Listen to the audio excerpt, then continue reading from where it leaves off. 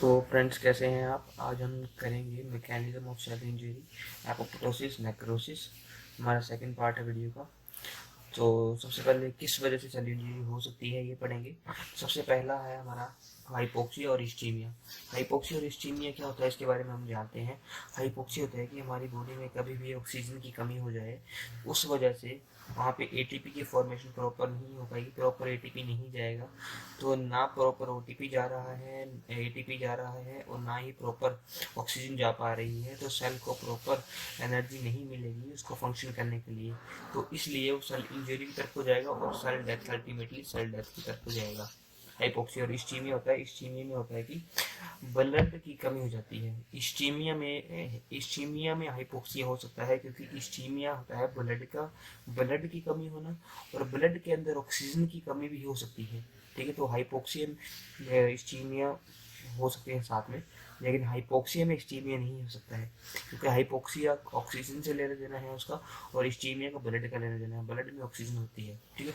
और दूसरा क्या हमारा आता है, दूसरा हमारा मैकेनिज्म है एटीपी डिप्लीशन। एटीपी डिप्लीशन मतलब जैसे कि हम बोल रहे थे कि हमारे में एटीपी की प्रोडक्शन कम हो रही है। एटीपी की प्रोडक्शन कम हो रही है, हाइपोक्सिया में बात किया हमने। तो दो तरह की रेस्पिरेशन होती है। अगर आपने क्रैब साइकिल पढ़ी थी +1 +2 में, तो क्रैब साइकिल होती है, उसमें एक होती है एरोबिक रेस्पिरेशन और एक होती है अनएरोबिक रेस्पिरेशन। जो एरोबिक रेस्पिरेशन होती है उसमें ऑक्सीजन की रिक्वायरमेंट ज़्यादा होती है, और अगर ऑक्सीजन प्रॉपर उसको नहीं मिल पा रही है हमारे बॉडी के सेल को, तो वो क्या करता है, जो अनएरोबिक रेस्पिरेशन से वो प्रोसेस कैरी ऑन होता है। ठीक है। और उस अनएरोबिक रेस्पिरेशन में क्या होता है कि लैक्टिक एसिड की फॉर्मेशन होती है। अगर एटीपी कम है, एटीपी कम बन रहा है, ऑक्सीजन कम है, तो लैक्टिक एसिड की फॉर्मेशन होगी। अब एसिड हमारे सेल में बढ़ेगा तो एसिडिटी बढ़ेगी और पीएच कम होगा। एटीपी डिप्रेशन का मतलब समझ गए, पीएच कम होता जाएगा। किस वजह से कम होगा, वहाँ पे लैक्टिक एसिड की फॉर्मेशन बढ़ती जाएगी। ठीक है। उसके बाद रहेगा हमारे पास माइट्रोकॉन्ड्रियल डैमेज। माइट्रोकॉन्ड्रियल डैमेज में क्या होता है, हमारे पास जो अलग अलग तरह के पंप्स होते हैं। अब कुछ जगह हम देखेंगे, एपोप्टोसिस में देखेंगे कि सेल स्वेलिंग होती है, नेक्रोसिस में देखेंगे सेल बस्ट होता है।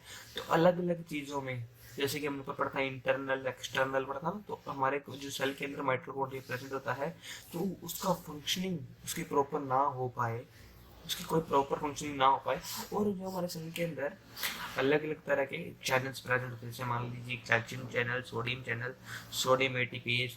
ठीक है, ऐसे से हमारे सेल में पंप्स प्रेजेंट होते हैं।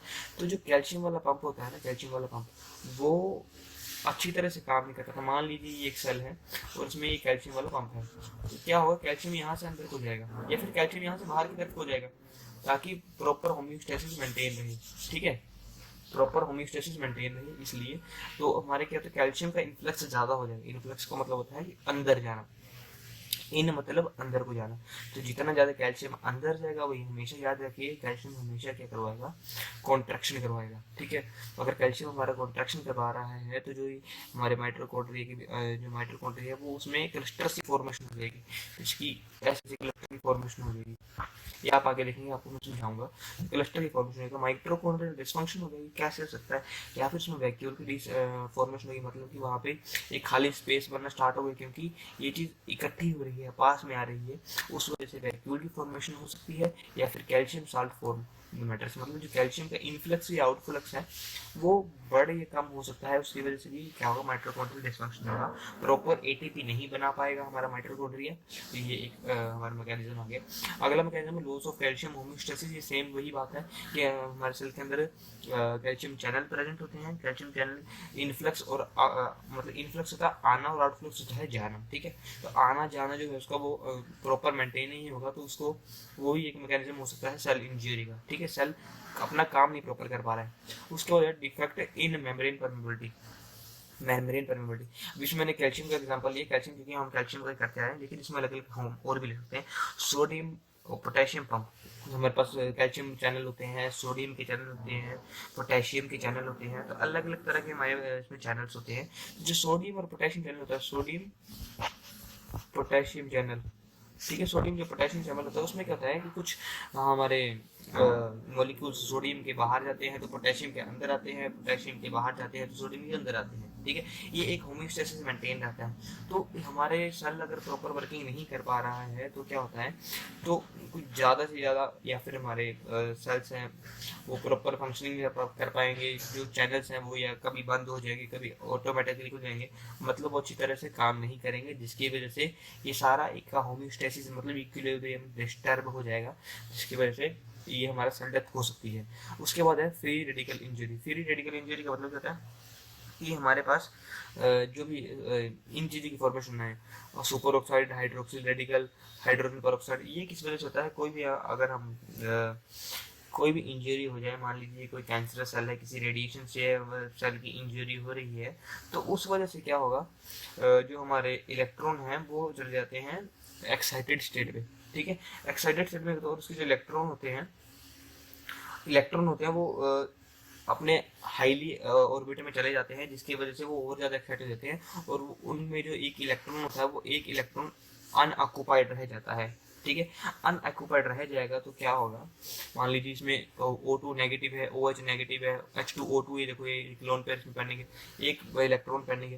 तो कभी भी अगर हम देखें कि जब भी फ्री रेडिकल अगर कहीं अगर हम ऑर्गेनिक केमिस्ट्री की बात करें या फिर अगर हम पैथोलॉजी की ही बात करें, किसी भी चीज़ की बात करें, तो कहीं भी अनफिल्ड ऑर्बिटल अगर प्रेजेंट है तो वो अनस्टेबल है, हाईली अनस्टेबल मॉलिक्यूल कहलाता है वो, और वो कहीं ना कहीं जाके बाइंड करेगा ही करेगा ताकि खुद को स्टेबलाइज कर पाए। इसलिए ये सेल्स क्या करेंगे, फ्री रेडिकल की फॉर्मेशन हो जाएगी।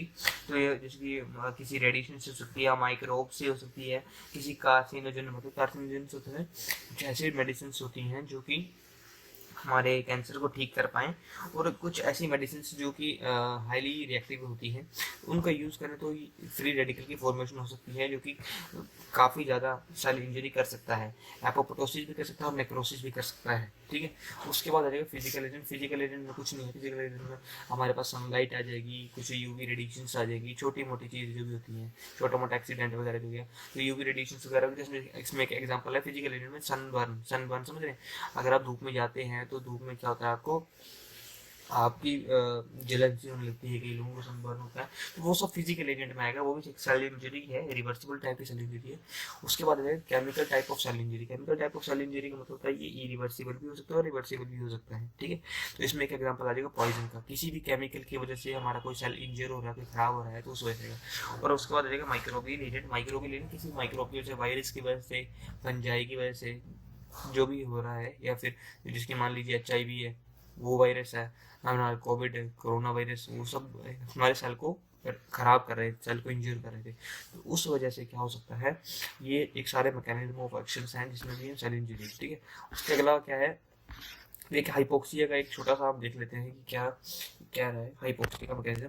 हाइपोक्सी कहता है कि लो लेवल ऑफ ऑक्सीजन, हम देख लिए कि ऑक्सीजन का लेवल कम होता है, किस वजह से, लिपिड की प्रोडक्शन कम होगी, लिपिड की प्रोडक्शन कम होगी, फैटी एसिड्स कम बनेंगे, और कैल्शियम क्या होगा, कैल्शियम का इन्फ्लक्स, मैंने आपको बताया था कैल्शियम का इन्फ्लक्स ज़्यादा होगा, सेल के अंदर कैल्शियम ज़्यादा से ज़्यादा आएगी, और ATP का लेवल कम हो जाएगा, ये भी हमने पढ़ा एनारोबिक वाला, जिसमें कि एसिडिटी क्या होगी, एसिडिटी बढ़ जाएगी, ठीक है। तो अगर लिपिड कम बन रहा है तो लिपिड की डिग्रेडेशन ज़्यादा होगी। मान लीजिए कोई एथलीट है, वो दौड़ता है प्रॉपर, अगर उसको खाना अच्छे से नहीं मिल पा रहा है, उसको ATP नहीं मिल पा रही है, तो जो उसके फैट सेल्स हैं, फैट सेल्स में जो फैट होता है वो बर्न होता है, और वो बर्न होगा तो क्या होगा, वो बर्न होगा, और जब वो हमारा फैट बर्न होगा तब उसको प्रॉपर एनर्जी मिलेगी, ATP कन्वर्ट होगी वो फैट, ठीक है। तो लिपिड की डिग्रेडेशन भी ज़्यादा हो रही है, ठीक है।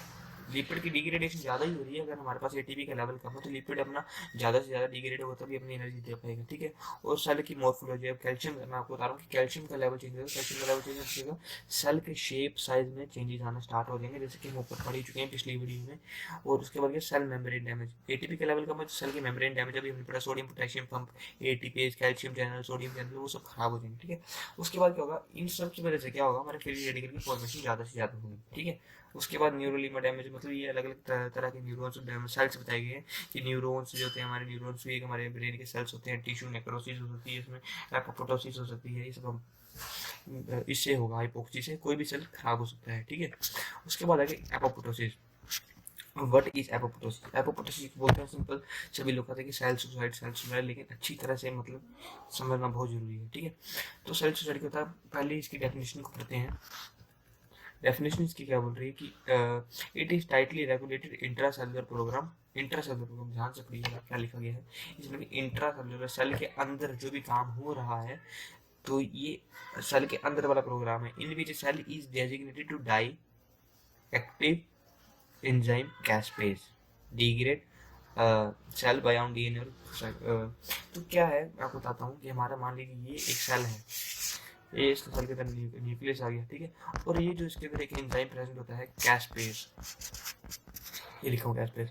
ये कैस्पेज नॉर्मल सेल में ये इनएक्टिवेट ही रहता है ज़्यादातर, लेकिन मान लीजिए कोई बाहर से रेडिएशन पड़ गई, कोई हमारे पास स्ट्रेस अगर उसको मिल रहा है, किसी तरह की इंजरी होती है, तो क्या होता है, जो इनएक्टिवेटेड कैस्पेज है, तो कैस्पेज की फॉर्म के सी एक वो होता है एएसपी से एस्पार्टेट और एएससी से प्रोटीएज एंजाइम, ये 2-3 एंजाइम मिलकर कैस्पेज बनाते हैं। तो जब इनएक्टिवेट से एक्टिवेट हो जाते हैं ये नॉर्मल सेल से, जब कैस्पेज एक्टिवेट हो जाएगा तो ये क्या करता है, जो अपने सेल्स को ही डिग्रेड करना स्टार्ट कर देता है, ठीक है। डिग्रेड करना स्टार्ट कर देगा तो क्या करेगा, छोटे छोटे फ्रेगमेंट में टूट जाएगा। जब ये कैस्पेज छोटे छोटे बॉडीज में तोड़ देता है तो उनको कहा जाता है एपोप्टोटिक बॉडीज, ये आप याद रखना, एपोप्टोटिक बॉडीज कहा जाएगा। और उसके बाद एक फैगोसाइट आएगा जो कि इनको एनगल्फ कर लेगा, इनको अपने अंदर जकड़ लेगा, ठीक है। फैगोसाइटोसिस ये चीज होती है। अब इसको हम ध्यान से पढ़ते हैं, समझिए। It is cell suicide, cell देख लीजिए, सेल का सुसाइड ही हो रहा है स्टेप बाय स्टेप। कैसे हो रहा है, ये tightly regulated intracellular program. तो क्या हो रहा है, सेल के अंदर ही कुछ ना कुछ प्रोग्राम हो रहा है जिसकी वजह से सेल डाई कर रहा है किसी एंजाइम की वजह से। वो एंजाइम हमें पता है कैस्पेज, ठीक है। तो अपने ही सेल को डिग्रेड करेगा, अपने ही सेल को डिग्रेड करेगा एपोप्टोसिस। तो इसके हम कुछ थोड़ी सी एप्लीकेशंस पढ़ लेते हैं। क्या क्या होता है, सेल इज फैगोसाइटोटिक। अब हमने क्या किया, नॉर्मल सेल से क्या हुआ, एपोप्टोटिक बॉडी बनी। एपोप्टोटिक क्या करेगी, अभी जो फैगोसाइट है उसको एनगल्फ कर लेगा, उसको जकड़ लेगा हमने। तो सेल फैगोसाइटोटिक हो रहा है, कौन सा, एपोप्टोटिक सेल, ठीक है। और के नो लिंकेज आउटसाइड, इसकी बाहर वाले सेल से कोई लेना देना नहीं है। देखो बाहर मतलब बाहर साइटोप्लाज्म है, साइटोप्लाज्म से या बाहर वाले सेल से इसको कोई लेना देना नहीं है, ठीक है। और इसमें कोई भी इन्फ्लामेशन नहीं हो रही, आप देख रहे हैं इसमें, या कोई WBC आ रहा है या कोई भी चीज़ बाहर से कुछ भी नहीं हो रहा है, सब कुछ अंदर से ही हो रहा है। तो सबसे बड़ी इंपॉर्टेंट बात ये होती है कि एपोप्टोसिस में इन्फ्लामेशन नहीं होती है, और जो नेक्रोसिस होती है उसमें इन्फ्लामेशन होती है। कुछ पॉइंट याद रखने वाले होते हैं, 2 मार्क्स में आ जाते हैं। ये 2 टाइप के होते हैं, फिजियोलॉजिकल और पैथोलॉजिकल। फिजियोलॉजिकल होता है प्रोग्राम्ड सेल डेथ, मतलब कि ये सेल डेथ प्रोग्राम है। फिजियोलॉजिकल मतलब ये होनी ही होनी है, ठीक है, और अच्छी चीज के लिए, इसमें कोई खराबी कोई बीमारी नहीं। और पैथोलॉजिकल होता है अनप्रोग्राम सेल डेथ, तो बिना किसी प्रोग्राम के सेल डेथ हो रही है जिसको कि हम कंट्रोल नहीं कर पा रहे हैं, और अच्छी तरह से ये बीमारी कॉज कर रही है, पैथोलॉजिकल टाइप का एपोप्टोसिस। तो अगर हम एग्जांपल लें फिजियोलॉजिकल का, फिजियोलॉजिकल में एक एग्जांपल आता है एम्ब्रियोजेनेसिस। एम्ब्रियोजेनेसिस में क्या होता है, मान लीजिए कोई भी हमारा फीटस है, फीटस के अंदर एक बेबी डेवलप हो रहा है, बेबी डेवलप हो रहा है, तो बेबी के अगर हम हैंड्स का एग्जांपल लेते हैं, तो पहले उसका हैंड ऐसे होता है, ठीक है।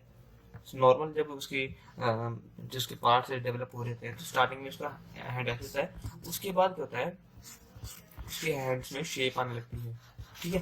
तो ये जो यहाँ वाले सेल्स थे, वो सेल्स क्या करेंगे, एपोप्टोसिस, मतलब कि यहाँ के सेल जो होंगे वो खत्म हो रहे थे। समझ गए मेरी बात, कोशिश कर रहा हूँ दूसरे कलर से समझाने की। तो ये जो यहाँ वाले सेल थे, ये वाले सेल, ये वाले सेल, ये वाले सेल, ये सारे सेल क्या होंगे, सेल डेथ हो जाएगी इनकी, ठीक है। सेल डेथ हो जाएगी तभी क्या होगा, ये आपस में वो होगा बाद में, तभी इनकी प्रॉपर डिफ्रेंशिएशन हो पाएगी, ठीक है। और एक एग्जांपल लेते हैं फिजियोलॉजी में कि जो भी हमारे लैक्टेशन होती है ना आफ्टर बर्थ, तो वो होती है हार्मोन रेगुलेटेड, मतलब हार्मोन्स होते हैं, अलग अलग तरह के हार्मोन्स होते हैं। उन वो जब वो हार्मोन रेगुलेट होंगे, जब वो हार्मोन एक्टिवेट होंगे, तभी मतलब लैक्टेशन होगी, ठीक है। अगर वो हार्मोन्स एक्टिवेट नहीं हो रहे हैं, अगर वो मतलब काम नहीं कर रहे हैं अच्छी तरह से, तो वो सेल जो है वो अपना धीरे धीरे सेल डेथ होना स्टार्ट हो जाएगी। और जो लैक्टेट मतलब जो ब्रेस्ट से मिल्क निकल रहा था वो भी धीरे धीरे निकलना कम हो जाएगा, क्योंकि वो हार्मोन्स रेगुलेटेड हैं। हार्मोन्स जैसे जैसे कम होते जाएंगे वैसे वैसे उस पर डिपेंड करता है। तो ये फिजियोलॉजिकल में है। अब पैथोलॉजिकल में क्या है, पैथोलॉजिकल में मान लीजिए एड्स है। एड्स में क्या है, अब एक बात याद रखना कि जो एपोप्टोसिस होती है हमेशा, मान लीजिए कि ये सेल है, ये अलग अलग सेल्स है, इस सेल में जो एपोप्टोसिस होगी वो एक सेल के अंदर होगी पहले, फिर एक सेल होगी उसके बाद आगे जाएगी, मतलब एक सेल होगी, एक सेल अगर हमारा एपोप्टोसिस सेल डेथ हो रही है उसके बाद दूसरा होगा, धीरे धीरे करके होगा, ठीक है। नेक्रोसिस में ऐसा नहीं होता, नेक्रोसिस में होता है कि वो फैल जाता है, मतलब बढ़ता ही जाता है, बढ़ता ही जाता है, जैसे कि कैंसर उसका एग्जाम्पल होगा नेक्रोसिस का। तो इसमें क्या आ जाएगा हमारे पास, एड्स में आता है हमारे पास HIV वायरस, आपको पता ही है HIV वायरस से क्या होता है, ये जो ये एड्स जो होता है, ठीक है। और उसका वायरल इन्फेक्शन किसी भी वायरस से, अगर हमारा एड्स भी वायरस ही होता है एक तरह से, और कोई भी वायरल इन्फेक्शन, मान लीजिए कोविड-19 में जो हमारा कोरोना वायरस आया था, वो भी क्या आएगा, इसी में आएगा, एपोप्टोसिस में ही आएगा, और पैथोलॉजिकल एपोप्टोसिस हो रही है, वो वायरल इन्फेक्शन हमारी बॉडी में कर रहा है, सेल को डेथ कर रहा है, सेल खराब कर रहा है। और कैंसर में भी क्या होता है, हमारा सेल डेथ होना स्टार्ट होता है कुछ कुछ, ठीक है।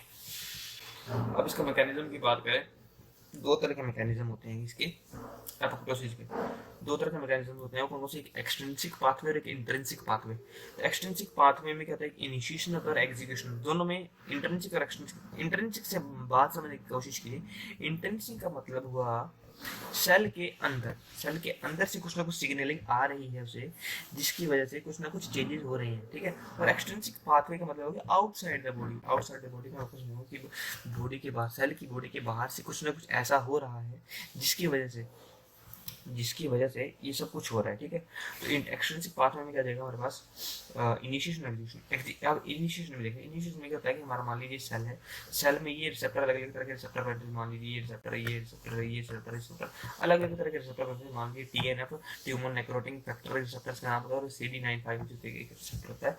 तो इन रिसेप्टर को हम डेथ रिसेप्टर भी कह सकते हैं। तो इन रिसेप्टर का काम क्या होता है, रिसेप्टर हमेशा करता है, मान लीजिए कोई बॉल आ रही है और हमने इस बॉल को कैच किया, तो जो हमारे हाथ हैं वो हाथ हमारे रिसेप्टर हैं, और जो बॉल आ रही है वो है ligand.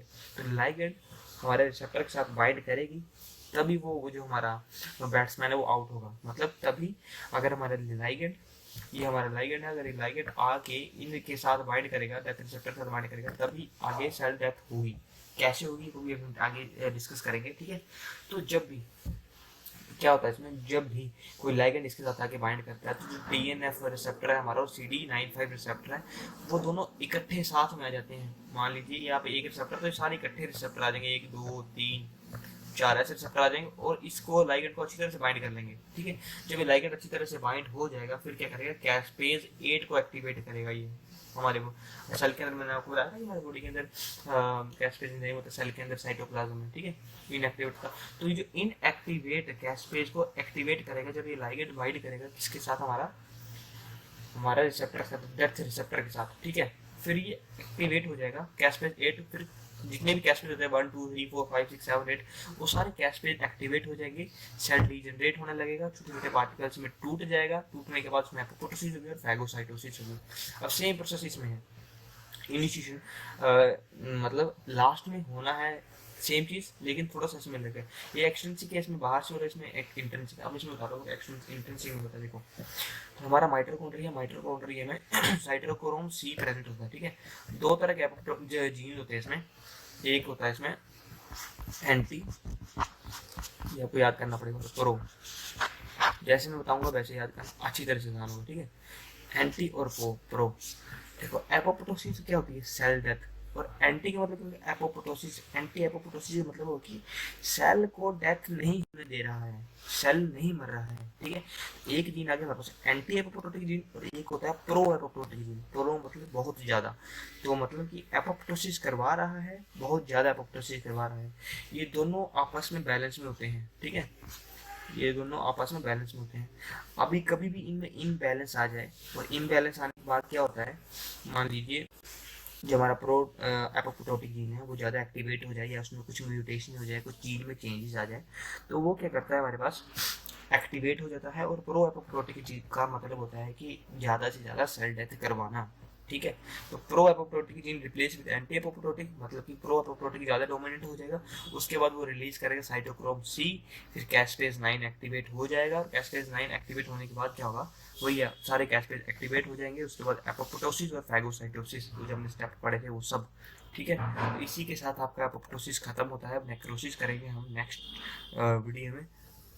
Thank you, have a nice day.